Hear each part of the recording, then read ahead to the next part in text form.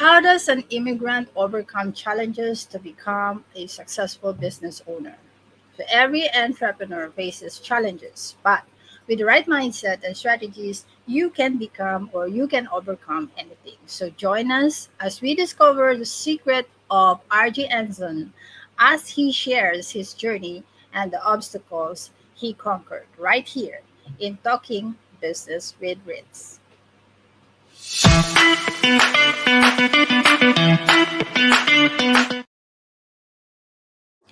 All right, hello and welcome to Talking Business with Ritz live expert interview, the show that humanizes entrepreneurship. So I am Ritzel, the Rectra, your social media content creator and digital process automation specialist. All right, now it's time to introduce our expert guest.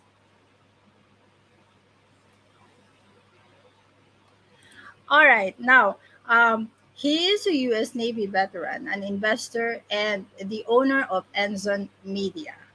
His incredible journey from being an immigrant to building a six-figure business has equipped him with valuable insights in personal finance, reputation management, and brand building. So his mission is to help small businesses thrive through digital marketing strategies. So here we go. Without further ado, ladies and gentlemen, I'll give you Mr. Rg Enzon. Hey, hey, hey. Ritzel, thank you so much for having me. Woohoo! Yes. All right, RG. Welcome to the show. And how are you doing today?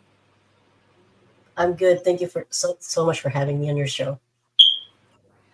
All right. Now, let's get to know the person behind the title. So I'm so excited. Are you ready, RG? Yes, ma'am. All right. Here we go.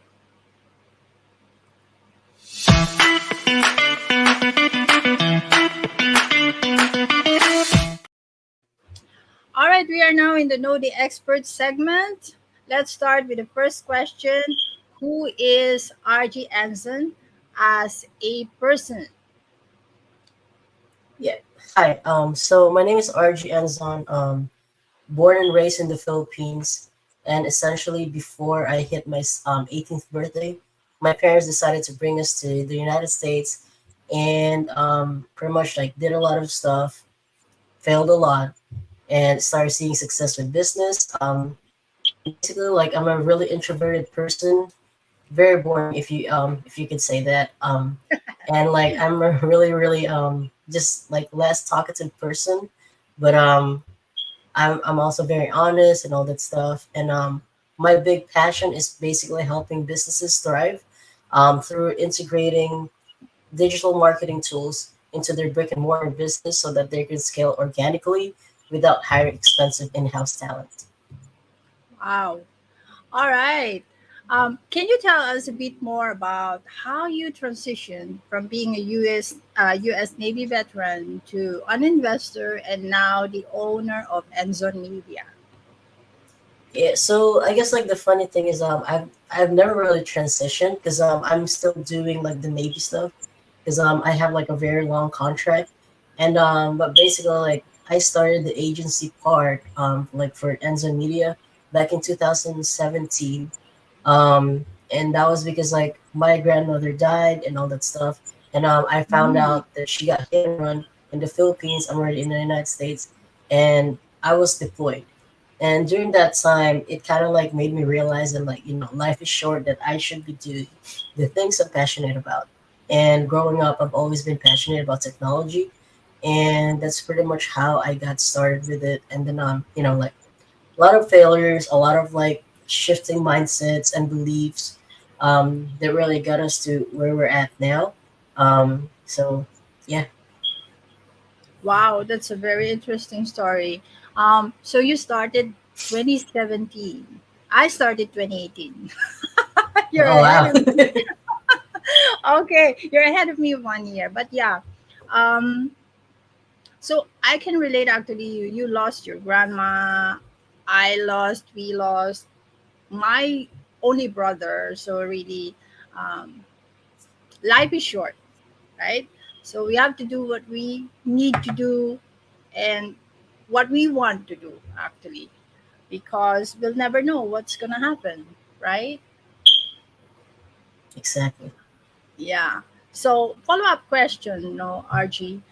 Could you tell us about a key experience or any lesson learned while starting your business? Something that you would want to share with our fellow online entrepreneurs. Yeah, I think the biggest thing for me is like really getting into a business owner mindset instead Mm-hmm. of the doer. Because at first, like as I mentioned earlier, I've always been passionate about technology. Like I think I was only like 10 years old, and I was already helping my mom back in the Philippines with her 9 to 5 job. She worked for the government, and she was dealing with like a lot of like data and information, Mm-hmm. and I was helping her with like Microsoft Excel, and all that stuff. Yeah. And during this time, I was already like into gaming and all that stuff because I was a kid. Um, Yeah. but I've always thought of like technology that like it could solve people's problems and it can bring solutions. But I Mm-hmm. just never really had that marketing and sales mindset per se. Like it's all about like the the background, like the behind the scenes things. Yeah. But then it hit me that like like in order for me to get to where I want to be, I need to one be the face of my business. Number two, get myself out there, and number three, learn to like basically hire or like learn how to delegate, learn how to communicate, learn how to manage Mm-hmm. projects, learn how to automate, and basically utilize other people's time. That way, you can utilize yours in a better manner. So instead of you, let's say, for example, like doing the things inside your business, then you Mm-hmm. focus on like doing sales call, for example, or like doing demo calls, something like that. Yeah. So it's like playing a lot of roles right now, being a business owner, right? And it's very very difficult actually to like change your mindset from being the doer or an Oh employee yeah. mindset rather than the one who is actually employing someone and running your business, to to build a better future for yourself and also for your family. So yeah, I can relate. And that is very Exactly. interesting. Yes, thank you for sharing. All right, now it's time for the lightning round of questions. Are you ready, RG? Yes. Let's All do right. it. Okay, here we go. Now, first question. What is your favorite word and why? My favorite word is commitment. Commitment. And that is my favorite word because like when you're not committed into something, you're not really gonna give it your all. And when you don't give your all, you shouldn't be expecting the same results compared to somebody who's very committed to the goal that they have. Because Mhm. at the end of the day, if you don't have that kind of commitment, then you're not gonna outlast your competitor, or you're not gonna stay in it too long because you don't have that kind of commitment. Quite true. All right, commitment it is. Now, if you could have any superpower, what would it be?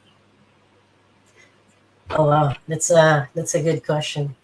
I mean, honestly, like to me, like just to be in front of a lot of people too fast, like business owners, per se, and like basically turn myself from being an introvert to being somebody who really has like that kind of energy to like keep talking to people for days, because like that's something that I struggle with because I've always been a shy person, and like growing up I've always been quiet, so to me, like if I could get in front of people and basically like talk and talk for hours, I think that would be like a humanly kind of like power for me. Oh, that would be your superpower. All Yeah. right. Instant extrovert. Exactly. Like flip the switch. Yes. Actually, yes. Yeah, I can very much relate on that one. I'm an introvert as well, and it really is a struggle to get on stage. Right, this is a Exactly. stage. Get on in front of a lot of people, but Um, what I do is just I just think that I'm talking to someone, to a friend like you, right? Yeah, One on one. That's all I think about. I don't think about people watching us right now. So it's for that, with that mindset, it becomes more easier to talk, and it's more easier to, be focused and give the positive energy that we tend to, give to our friends, right? exactly. All right, I now love that. next question. Yeah. Next question. If you could have dinner with any historical figure, who would it be? Oh man. Um, I think historical figure. I don't know. I think it would be like Theodore Roosevelt, Theodore just because Roosevelt. yeah, because his like he's a former president in the United States, and he like I've been reading a lot about him. Um, but also because like on my first duty station for the United States Navy, I was attached to a ship, and then the name of the ship was you know Theodore Roosevelt. So basically, like we were learning naturally about like the history of this man and all that stuff. And I've seen like a lot of like valuable insights from him. Mm-hmm. And like just to be like in the same environment with that Yeah. kind of person, I think that's gonna like help you catapult where you're at, just because of Yeah. like how knowledgeable he is and like how passionate he was with a lot of stuff. All right. Theodore Roosevelt. All right. We go jump to the next question. Um, which do you prefer? Beach vacation or mountain retreat? Oh wow, that's hard because like growing Like up in the both. Philippines, before even like going to the United States, I've always been around beaches. But like being here in California, for example, there's a lot of mountain sceneries too that I really enjoy. And so wow, that is a toss up for sure. But like if I really had to pick, I think I would pick like mountain, but Mountain. with like something with like snow, for example, because like looking at snow, it just looks so peaceful to me. All right. Okay. Next question. Who inspire you the most? I think for me, personally, it's my mother, because like growing up, like she worked her 9 to 5 job, working for the government, and you know how that would be like, like long hours and all that stuff, salary based, not really like, you don't really get paid by the hour or like Yeah. by your skill or like your knowledge or expertise. So, but like basically growing up, I've seen her like really hustle her way with like business stuff. She had like multiple side business when she was like when she was working for the government back then. And I remember growing up, like she was really good with money, like, and like as kids, like like I don't know if you have kids, but let's I say do. basically, yeah, there you go. So like let's say your kids has like a school project, right? And they would ask you like, "Mom, I need this amount of money," and like usually like for kids, right? Like we like to see how far we can go, and Yeah. basically like pocket some of that money, because like you buy your toys and all that stuff. And growing up, like you can't really do that because like she knows, like the numbers, and she's like really good with the numbers to the point you can't do that. Number one, and number two, like she's so good with numbers that like she basically started this business from nothing to basically having like people working for her, and that was just so like so uplifting and inspiring to me. And I like growing up, like that was basically like the inspiration that I have. And like I didn't really have like a real like like real job aside of the Navy per se. I never Mm. really worked the 9 to 5. I've always done like freelancing or like how like joining an agency and all that stuff, and basically not trading time for money, but more of like trading your expertise for Yeah. money kind of thing.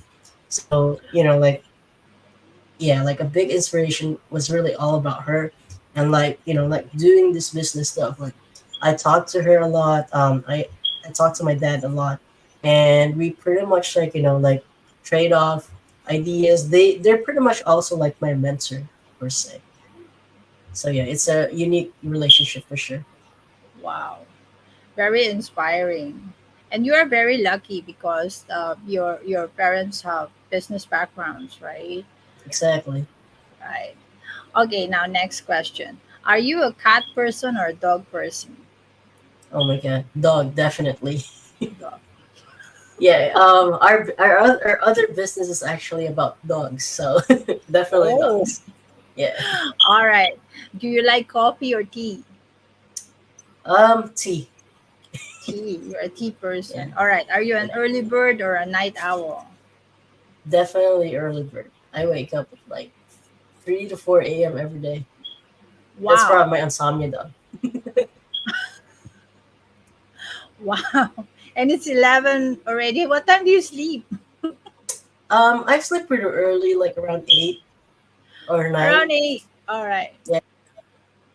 Okay. Now, in 3 words, how would your friends describe you? I think they would describe me as somebody who's hardworking, Mhm. direct, and somebody that they can depend on. Wow. Okay. Now, this is the last question. Um, what advice would you give your younger self? Honestly, I think for me, it would just be like, like learning that business owner mindset and really hiring a mentor or a coach um, that has the experience, not somebody who just talks to you, like Yeah. Yeah. somebody has been there. Because I was very stubborn, and that's probably because like I was younger and I had my, like we all have our own ego. And I think like that was a big part of like not wanting to have a mentor or like somebody who you can just really bounce and toss your ideas with, Mm, and pretty much like somebody who can be like really honest with you and be like, hey, look, you're messing up and all that stuff. And I think like if I would have started that early on, I think mm, I would have been in a better place faster. Like I'm not regretting anything, but right. it's more of like if I have to like have that kind of advice, then yeah, that's definitely one thing. All right. Awesome. Okay, RG, we really appreciate you opening up and sharing more about yourself.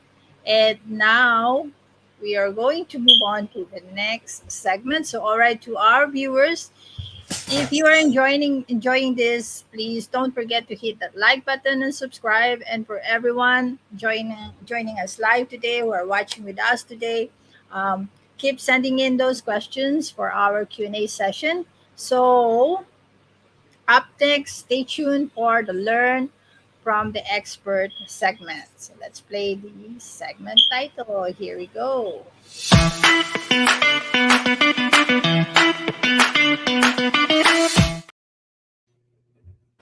All right. Welcome back, amazing Fam Bams, to the Learn from the Expert segment. And let's dive into the heart of today's discussion. So, our first topic would be, let me just drop it on the screen. Here we go. So, RG, what are some of the immediate actions people can take to start seeing improvements in their credit scores? Yeah, so I think before I answer that, I wanna kind of like give a backstory. So as I mentioned earlier, I'm not born and raised in the United States, right? So Right. basically, when we moved to the United States, I didn't really have credit.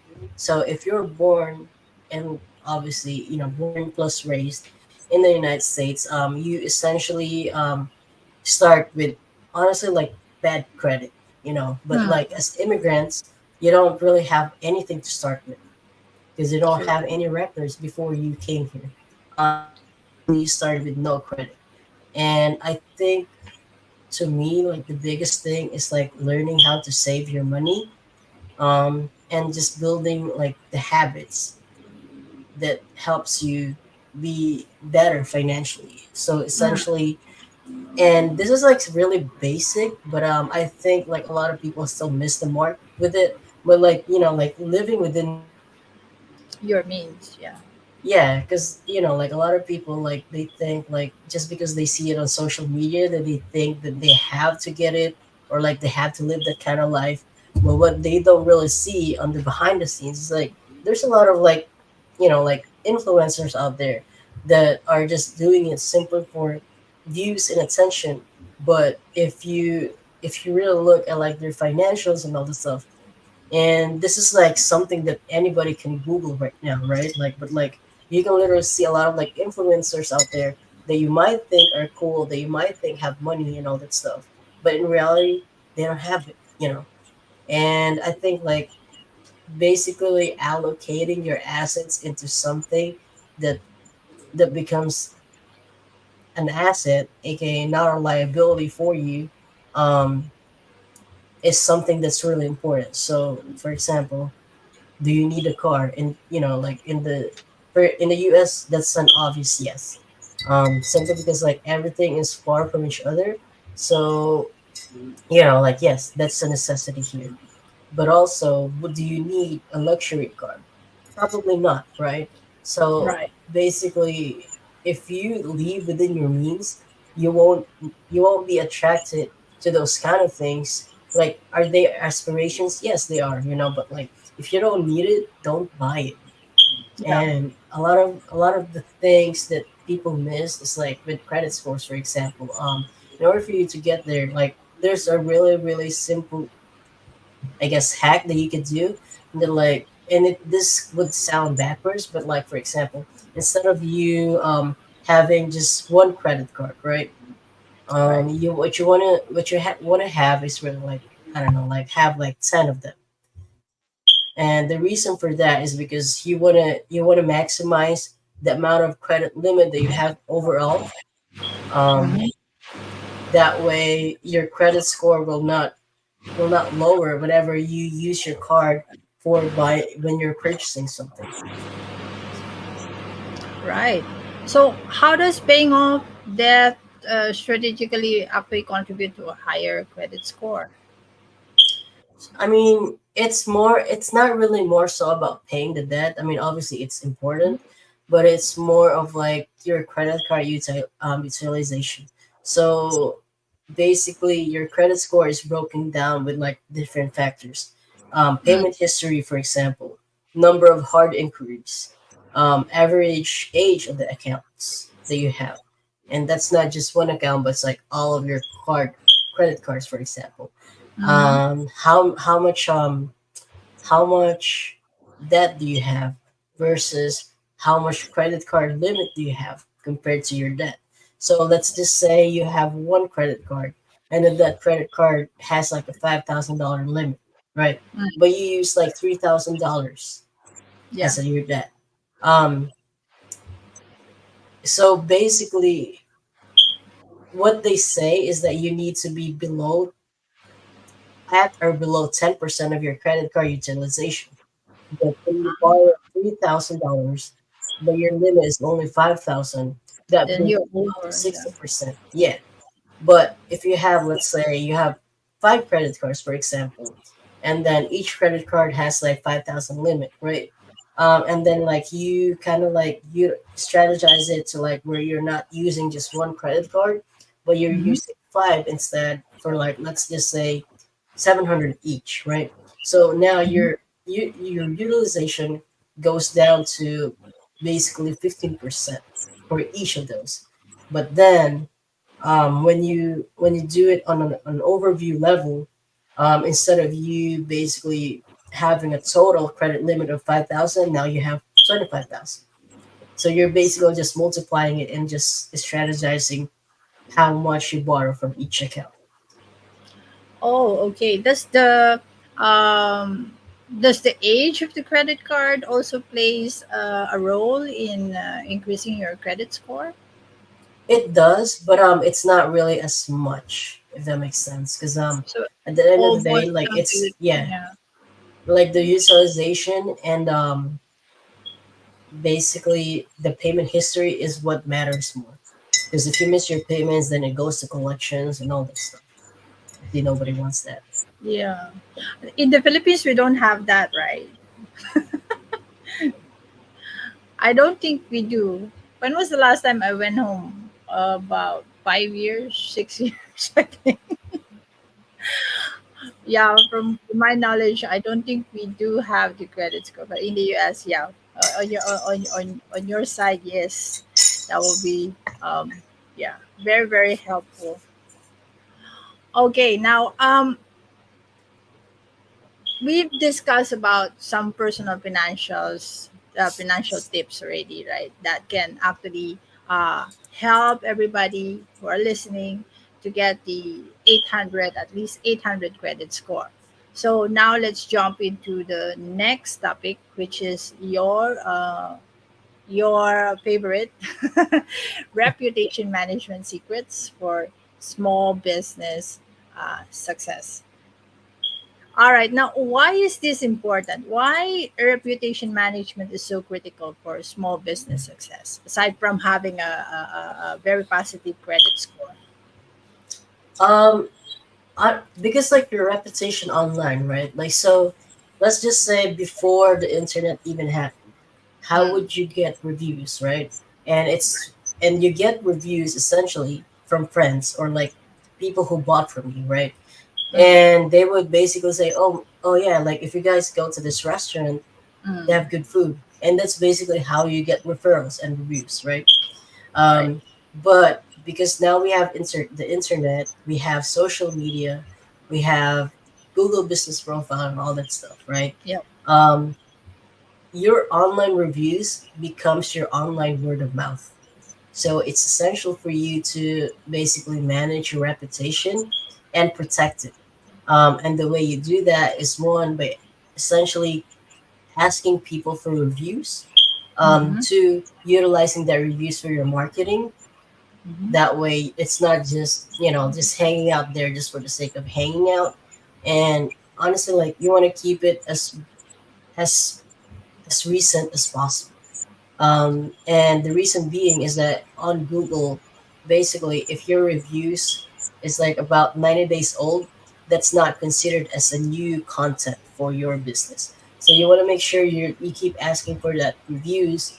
And I know like not every business has that kind of like life cycle with their product and sales, but mm-hmm.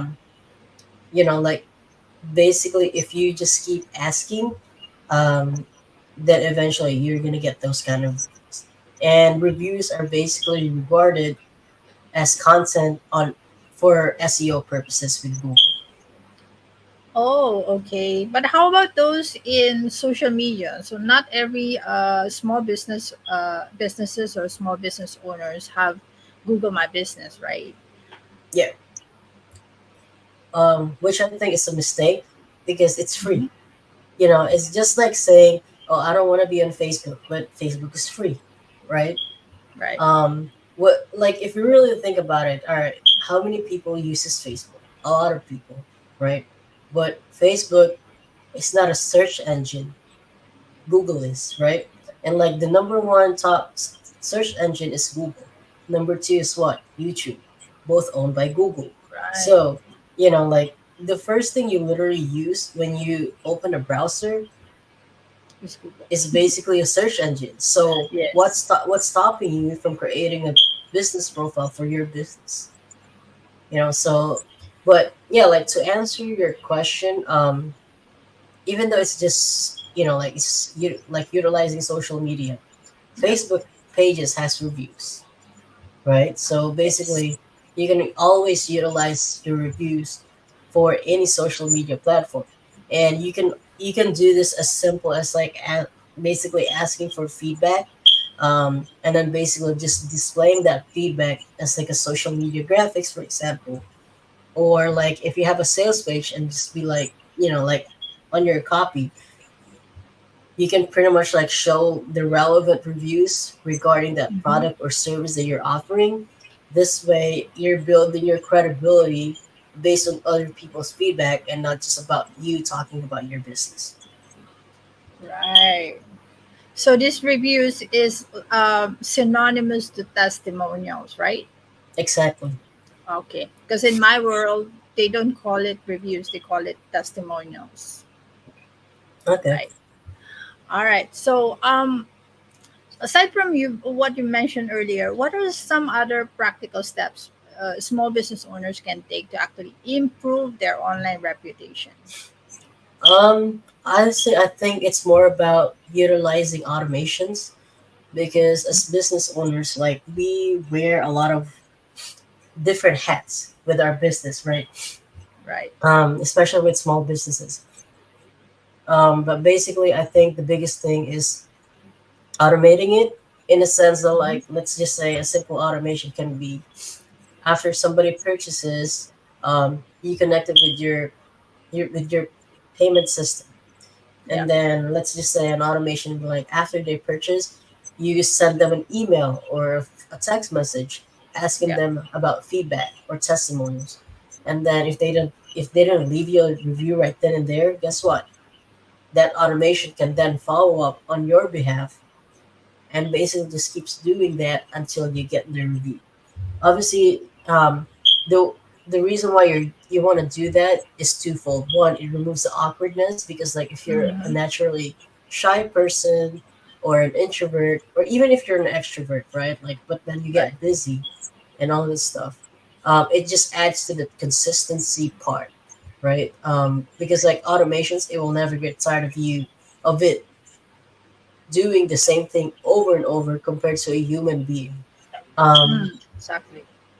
And when you automate, you basically take a lot of things on your plate right from the day that you set up that automation. So Exactly. basic, like let's just say like you're a business owner, and then even if you have a team, instead of you tasking or like delegating that specific task to follow up with a customer, guess what? Now you can utilize your employee or your staff to actually do something else because that's already an automation working for you. So technically speaking, that's already another staff that you have, except it's just doing one thing over and over. And Yeah. you're instructing it the way you want it to do business for you or do the task for you. Right. Right. It can also be part of your client onboarding, right? Exactly. Automate all those bits and pieces where you don't need to manually do it. Definitely. All right. Now, we have a lot of mic drop moments here from Mr. Rg Enzon. For the benefit of time, let's now shift to the next topic, which is building a brand. All right. I've been having some questions here. All right. So I'm gonna pop it later in the Q&A. All right, now for the third topic, building a brand with your integrity, voice, and passion. So, my first question here would be what are some practical steps small business owners can take to actually build a brand that reflects their integrity? Um, Honestly, it's all about just being honest and true to yourself. Because like a lot of times when you're dealing with like clients and all that stuff, Mm, and like even with like the online space, right? right. Typically, you see success stories of like other business owners or like other marketers right there, out Yeah. there, and they pretty much like show you a different kind of lifestyle. And then instead of you just following your own voice, your own self or your own Yeah. personality per se, you're kind of like having this personality shift based on their world, which then gives you that I guess like bad energy because you're not being true to yourself. So I Mm-hmm. think like if you're being true to yourself, you're gonna be attracting the kind of audience that you want, the kind of clients that you want, in a way that is not tiring for you in the long run. And I've struggled with this because like at first, like I, like starting out, I was like Because like back then when I started, like the agency portion, Yeah. everybody is like acting, I guess, like big, like then like you already have like employees, you already have staff, and like Yeah. I struggled with that. I was like, all right, how do I make myself look like I have a lot of Look staff? like that. But like right, like, and that was like I guess like imposter syndrome, because Uh, like true, you true. you basically you're basically living a double life just to please other people. But then I started thinking, all right, this is obviously not sustainable, and I'm not being honest to myself. So True. when I do that, it doesn't feel as genuine to me, and I'm not building that kind of like integrity in my life, and I just didn't want that. And then at first, like I was thinking about, all right, how do I please this client? How do I make sure they're happy and all this stuff, which is obviously important, right? But Right. Right. if it's not catered around my skill set, my experience, and my passion, nowadays I don't do it. Like let's just say, for example, I'm very into like systems, technology, business operations, Yeah. automations, blah blah blah, right? But then I have a potential client that does, let's just say, that wants services catered around content marketing, but I'm not passionate about creating content for other people. Like, so that alone, that doesn't fit Ask them with to what meet I me. want. Yeah, why not, right? But yeah, like some of those things, like if you're Yeah. not passionate and it's not geared towards that, then maybe you're you're presenting your offers or your services to the wrong people. Ah, And the true. easiest way to basically change that for you pretty much overnight is simply shifting your focus to the right people. So I think, like, doing like market research and like dealing with like psychographics down to like the psychological level of the target market that you want to serve is very Yeah. important. So, and I want to dial back. So basically, right, like let's just say you have a burger stand, right, Mm. and then you're in front.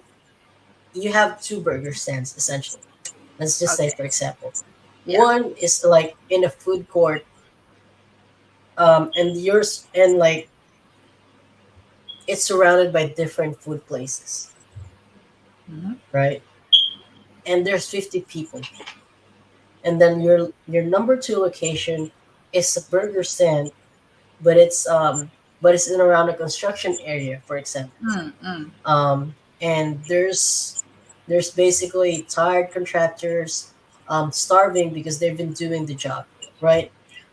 So if you think about it, if there's multiple options in the marketplace, aka location one, do you think Yeah. they're gonna go to your business? Probably not, right? When you're just starting out. But if Yeah. you're if you put your business or your offers in front of a starving crowd, then they're gonna want your offer or your products or services. So it's simply just having that kind of like mindset shift that you don't need to be serving the people that you don't want to serve. You don't need to be Yeah. doing the Yeah. things that you don't want to do that doesn't align with your business, doesn't align with your mission, your vision, and all that stuff. And Yep. just simply presenting it to a different set of audience. Because guess what? There's 7 billion people in the world. You're not going to run out of Correct. audience. You are very much correct. So finding that market, focusing on them is what we need to do. Problem is when you as a business owner have so many things that you want to do Yeah. with so many different markets. So which one you really want to do? Which market do you really want to serve? That's So the thing, right? Mm. I want to answer this because Yeah. I was just on a coaching call with a client of mine, and we were talking about exactly this just literally yesterday, and basically we were talking about it, and it was like, yeah, but I want to do a lot of things, Yeah. Yeah. right? Like, because like there's so many options, especially if you're just starting out. But guess what? This is what I told him. Like, in order for you to reach 100K in your business, there's a Hmm. lot of ways to accomplish that. But if you want to reach 1 million, 10 million, 100 million, there's lesser ways to get to that. So basically, build your focus and just basically have that consistency and be committed to that goal. That way, you're just tunnel vision towards that. You're not, you're not, you're not basically looking at other things that could possibly derail you to get to that goal that you want to achieve. Yeah, I like that tunnel vision. I Yeah, should start doing that. When a horse yeah, is racing, right?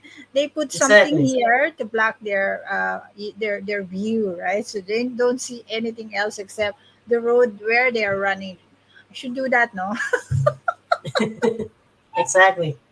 All right, because I tend to serve a lot, especially I tend to what do you call that? Relate to my clients as their friend, someone who can actually help them and all that. So if they come to me with this kind of a problem, then I find solutions for them. But not necessarily like, you know, I'm not focusing on one thing. That's the thing, Right. right? At this moment, because people are coming to me with different things, different problems that I can solve. So doing a tunnel vision for me right now is like saying no to these people who actually need help, who are coming to me, you know, with, I don't know, maybe they don't see solutions from other people. They Yeah. they like me to solve their problems. They like me, something like that, to that Yeah. effect. They don't want to talk to anyone else. That's what I'm trying to say, because that is the words coming out of their mouth, right? They want to engage with me. They want to talk to me and help me find solution to this problem. Because I like talking to you. Uh, I like you to solve this for me, something like that. So yeah, that is like negating what tunnel vision what we're talking about just now, in my situation. So I have to figure it out. I think, like as business owners, I really believe that like tunnel vision wise, I think Mhm.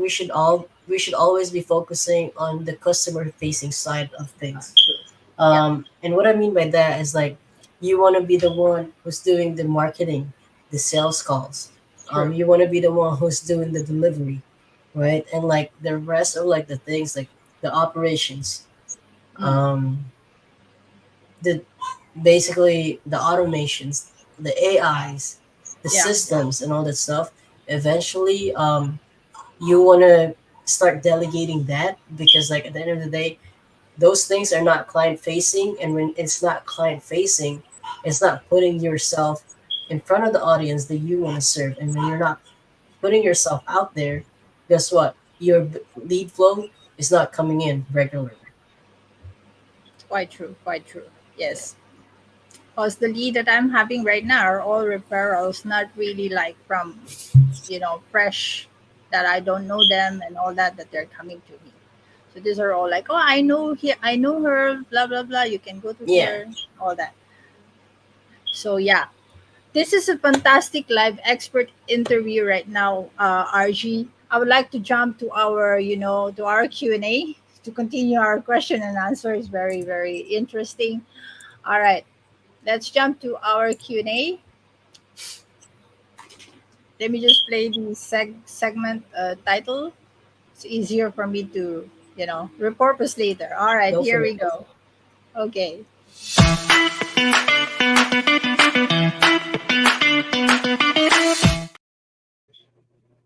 All right. Now let's jump to our Q&A. I have some questions here. Um, all right, first question. How long did it take you to reach 800 credit score, and what was the biggest challenge? I think about 2 years. Two Yeah, years. 2 to 3 years. Yeah. I think the biggest challenge for me personally was like not having credit at all. So Mhm. essentially, it was more of basically building off of nothing, you know. But if you're born in the United States, you can easily do this by obviously your credit score is gonna take a dump Mhm. when you start applying for different credit cards. But the hard inquiry usually gets off of your credit score eventually after your credit report after 2 years anyway. So by the time you build off and like start having all those credit cards, Mhm. then you essentially will see your credit scores boost up. And also a big thing is like if you already have credit cards, ask, keyword is ask for a credit limit increase, because typically people just wait for that credit limit increase to happen Mhm. automatically. But guess what? It doesn't hurt to ask your credit that company that you have that you have a credit card with, because they will always be happy to provide that, especially if you already have like an ongoing history with. Oh, all right. Now, next question: um, is it better to pay off my credit cards in full each month or keep a small balance? Um, well, I think it's a very generalized question. I think you, I think the better question first is what is the interest rate of that specific credit card? You know, because like if you're paying in full something that doesn't really charge you anything for interest rate, but then you're paying less on a credit card that charge you more for the interest rates. You know, Oh, like that kind of defeats the purpose. So you yeah, want to make makes sense. sure like it could just be as simple as like creating a Google sheet that like just tracks like, all right, this is my credit card, this is how much debt I have, this is how much is The the interest rate. how much interest rates is going on. Or you can even use like free apps that can pretty much like track it for you, like Mm-hmm. Rocket Money is one. So you know, like there's a lot of free options out there. All right.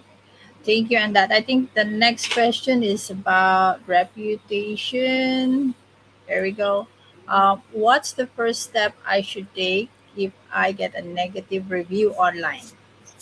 Respond to it, you know, because like that is basically the best way for you to show potential customers how you react and respond to that specific criticism. It's because Mm-hmm. it's just the same as like somebody in person telling you, "Hey, this thing sucks." You know, obviously, if you're facing that customer, you're not gonna be defensive. You're gonna be, Mm-hmm. "All right, why does it suck? And how can we make sure we get things right that way you don't feel that it sucks?" You know, something like that. So basically, you want to address their concerns, and essentially, when you address their concerns, you pretty much like figure out a way to communicate it to them in a way that Mm-hmm. like when, because like you have to think of your reviews as if it's not just between you and that customer, it's also how your potential customers will see how you respond to them. So if you're being negative too, or like you're being defensive, that doesn't really Mm-hmm. take you far. Because like at the end of the day, they're gonna be like, oh my god, like what if I have that bad experience with this business? Is this how I'm Yeah. gonna be treated? Obviously, you don't want that. So basically, turn that negative review into a more constructive and like positive experience that not only for that specific person who left a review gets, but also your potential customers to see. All right. Now, next question. What's one mistake? Where am I? Okay, what's one mistake to avoid when building a brand based on passion and integrity? Um, I think I can answer two, if that's okay. So basically, number one is really not doing market research. You know, because like there's a lot of like things we can be passionate about, but is Mm-hmm. people willing to take out their wallets, swipe that credit card, and give you the money? You know, like Mm-hmm. there's a lot of passions that probably doesn't have that. Um, and number two is we want to be I guess like a little careful about like doing things that we're passionate about. And what Mm-hmm. I mean by that is like I'm gonna give like a backstory, right? So Steve Jobs, for example, Yeah. like he didn't start with like loving technology. Matter of fact, he was a hippie. You know, he was all about arts and all that stuff. Like Yeah. literally, like but like the things that he preaches are all about like finding his passion, like finding your passion and all this stuff. But his background was not even about technology. You know, like it became his passion eventually, keyword eventually, but it wasn't his passion from the get go. And when I say passion, I guess like I should have kind of like explained it that like Mm-hmm. it could be something that you that's not like a passion per se. It could be Yeah. more about, let's say, you have the skill. For example, let's just say your passion is like really all about playing an instrument, like a guitar, for Yeah. example. A guitar. Okay. Um, but your day job right now, or like you're good at, I don't know, let's just say you're good at computers, right? Mm. Let's just say you're good at like copywriting, for example. But that's not your passion yet, right? But you know that you could get wins for people, and when you start getting those kind of wins, those kind of like positive feedback, then that starts becoming slowly, subconsciously becomes your passion. And the reason for that is because it becomes easier for you to do it time and time again, and you can see that like your work becomes something that people can benefit from.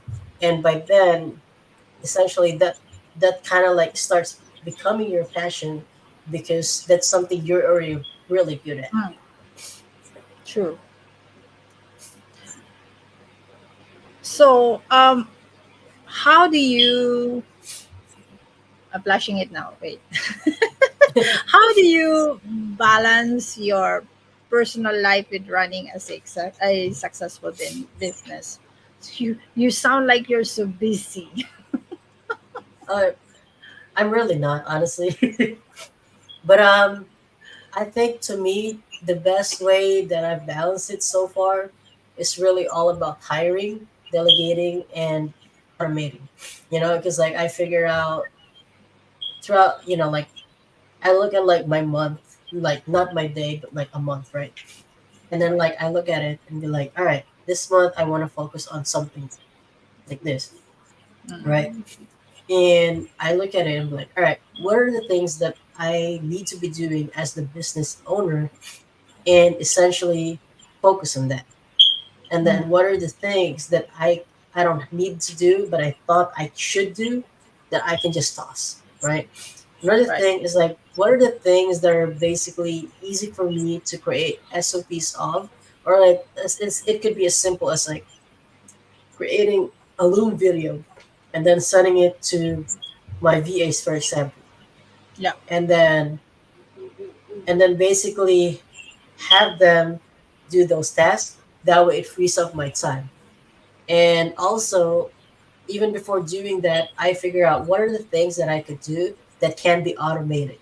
This way, Mm. I remove myself from the process, and I basically intentionally just focus on the client facing things. Do And you basically, do? because, Do you still do sales calls? yeah, I actually like doing sales calls, and I know it's kind of like backwards because I'm an introvert, but to Mm. me, I like it because like I get to talk to people, and Mm. I get to figure out their actual problems instead of like like doing emails or just doing text messages, Yeah. or like sending them a message on DMs and all that stuff. Right. Cause I don't like sales calls. I don't like doing sales calls. Or maybe I'm not liking it now because I'm not doing it more. Yeah, I think like it's all about repetition. You know, Uh, like when you start really like doing it more, yeah, then I think and like you start and this is like just like kind of like what I mentioned earlier. You know, like when you keep doing the same things and you get small wins over and over, yeah, then that that becomes a skill that you start becoming passionate about. You know, I'm not saying I'm good with sales, but because I keep doing it, now I'm actually enjoying doing it because to me, I get to solve people's problems or like determine their problems and present a solution in real time. right. All right. Thank you so much, RG, for sharing your valuable insight with us. And now let's continue with our fourth segment, which is yeah, working with the expert. So let me just do the segment title right now.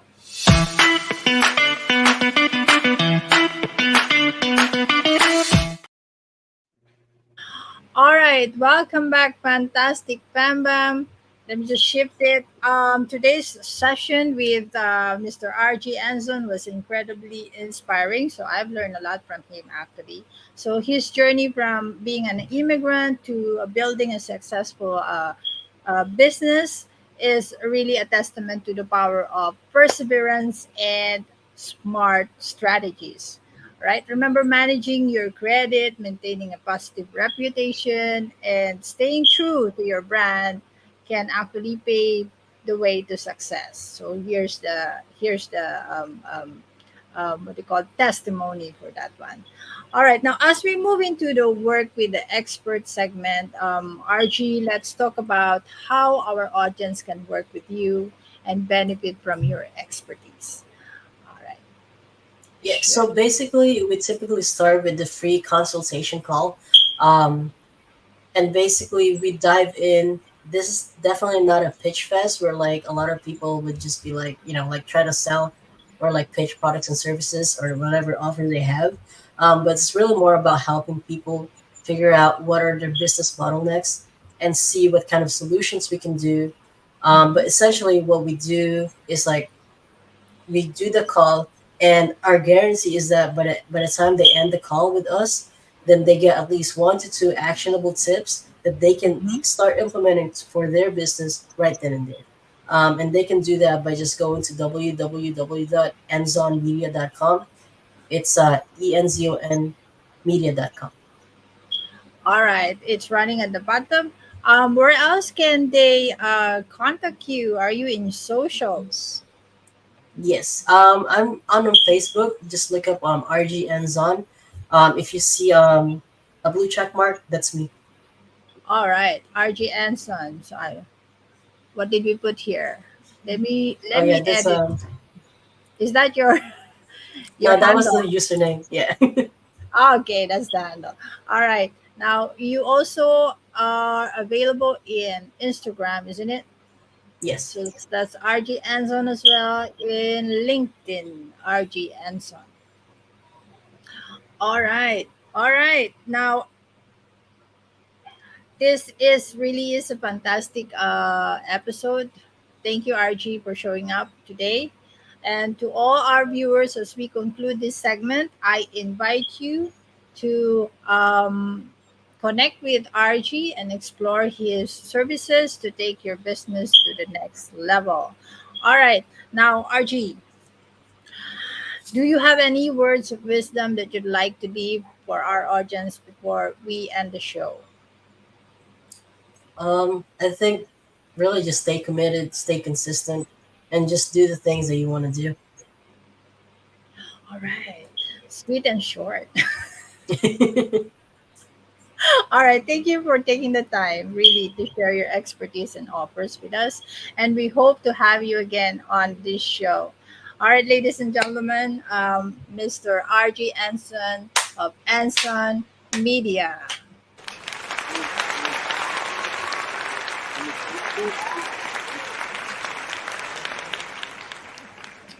All right, and that wraps up today's episode of Talking Business with Ritz. And remember, the key to growth is continual learning and adaptation. Keep pushing boundaries, of what you can achieve. So coming up next on Talking Business with Ritz. All right, let me just show this. Okay, so coming up next, we will be tackling about the three pillars of profitability. Mark your calendars on August 10 at 11 a.m. EST, 8 a.m. Pacific, 9 a.m. Mountain, 10 a.m. Central, and of course, if you are on my side of the world, that would be 11 p.m. GMT. So do DM us your questions to be included in the Q&A segment. All right. Now, to everyone watching, thank you for tuning in to Talking Business with Ritz Live Expert interview. Keep humanizing entrepreneurship and stay tuned for more insightful episodes. So make sure to subscribe and follow us for updates. Until next time, stay inspired and keep pushing forward. This is Ritzel Rectra and our expert guest, Rg Enzon. Stay safe and healthy as we continue talking business with Ritz. Bye, everybody.